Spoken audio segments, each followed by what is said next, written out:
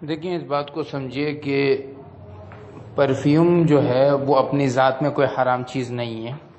اس میں الکوہل ڈلتا ہے جس کی وجہ سے حرمت یا حلال ہونے کا، جائز یا ناجائز ہونے کا فتویٰ دیا جاتا ہے. اب ہر الکوہل جو ہے وہ بھی حرام نہیں ہے، مگر جو الکوہل انگور کے پانی سے یا کھجور کے پانی سے بنے، جسے ایک مخصوص انداز میں شراب بنائی جاتی ہے، اس میں اگر وہ الکوہل ہے تو پھر تو ایک قطرہ بھی حرام ہے. اور اگر کسی اور چیز کی الکوہل ہے، جیسے شکرقندی ہے، چقندر ہے، آلو ہے، تو پھر وہ الکوہل اس وقت حرام ہوتی ہے کہ جب اس کا اتنے لیول تک پہنچے کہ جس میں نشہ ہو. عمومی طور پر الکوہل کی جو مقدار ہوتی ہے پرفیوم وغیرہ میں، وہ بہت ہی مائنر سے پرسنٹیج میں ہوتی ہے، اتنی مقدار کے جس کا اگر وہ آدمی پی بھی لے تو وہ حرام نہیں ہوتی ہے. لہٰذا پرفیوم کا استعمال کرنا شرعاً اس میں کوئی حرج نہیں ہے.